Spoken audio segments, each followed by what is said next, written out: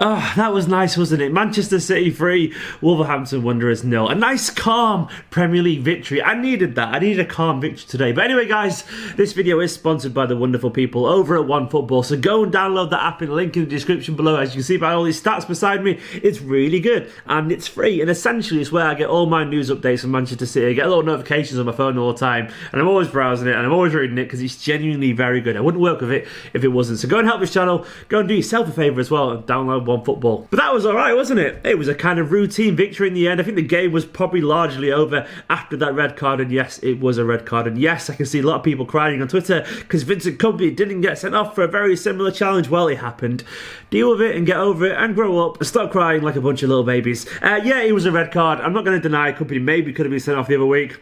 But you know what? You can't moan about a correct decision because maybe one didn't happen 10, 11 days earlier, whatever it was. Get over it. Essentially, it was the right call from the referee. There was excessive force, in my personal opinion. Whether it went in two-footed or not, he caught the ankle at a ridiculously, unnecessarily aggressive pace. It didn't need to happen, and he got his marching orders. But we were going to win it anyway. I thought we started the game okay. We were largely in control. Did a couple of half-decent little chances, but I think we were just on the right footing. We're already 1-0 up at that point due to a beautifully simple goal. Laporte with his Kevin De Bruyne impression, a splitting free ball to Sane. His pace as ever took him away from the defender and a perfectly whipped cross for Gabriel Jesus to score again. And then he got his second as well later on, coolly finishing a penalty, which Raheem Sterling did really well to earn. And that once again was the correct decision, undoubtedly in my opinion. And Gabriel's in a rich vein of form now, isn't he? I think that's what 6 goals in his last 3 games. He's scoring and assisting now for Manchester City, and I've never genuinely doubted him. Yes, there's been some worries about his form, but the man has quality in spades. You don't become Brazil's number 9 at such a young age. You don't score as many goals as he has for City, and he has scored a lot of goals,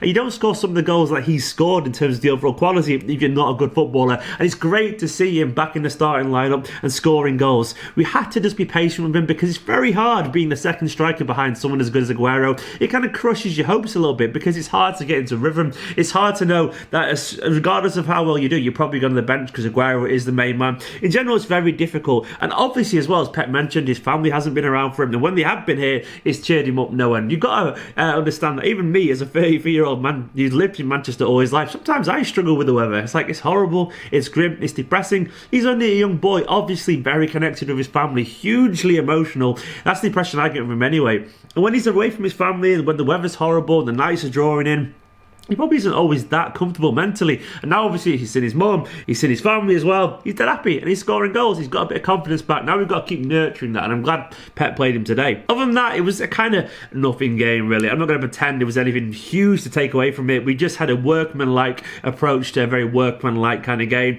Wolves were largely very good defensively. They made it very difficult for us to get behind, and we had to just pick them off whenever we could, and we did that. I really liked seeing Kevin De Bruyne get half an hour. I thought he was lively.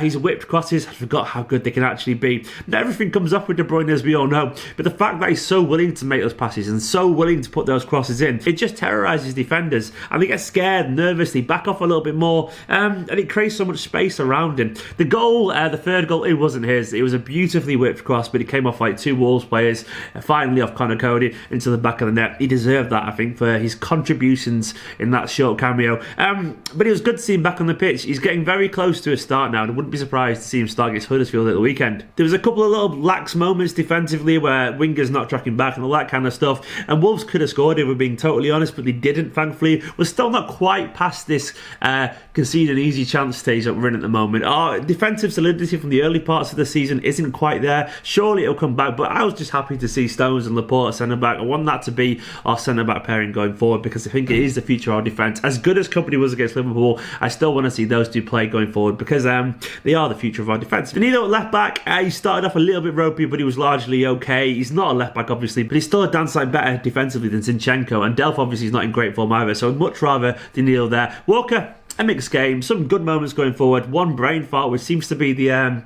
par for course this season for Walker, unfortunately, but larger than that, he was okay. Fernandinho, as ever, a reliable battle tank of a performance for him, got his customary yellow card. David Silva, decent, as ever, effective, majestic and graceful, same with Bernardo, but then again, this wasn't a game for moments of magic, more a game for really grinding out a victory, and that's what we managed to do in the end. So we're 4 points again behind Liverpool now. We've got to keep winning games. It's really nerve-wracking at the moment. I get nervous for games games, because I know if we don't win, Liverpool got that a 7-point lead after playing earlier than us. It's just a season, it's like that. It's hanging on a knife edge at the moment, so we've got to be careful to keep maintaining that pressure, and it gets very nerve-wracking, but I think we're looking to get the early-ish goal, and it was nice to have a calm performance. Anyway, guys, let me know what you make of that in the comments below. I want to say also thank you to all these names scrolling down the side of me. These are my patrons over at patreon.com/Esteemed Kompany. If you want to get your name here and get a shout out in a video and get involved in the Patreon Q&A, head over to that link and check it out. But anyway, guys, let me know your man of the match. Don't forget to subscribe if you are new to this channel. Give this video a like. Get discussing the City in the comments below, and I'll be back tomorrow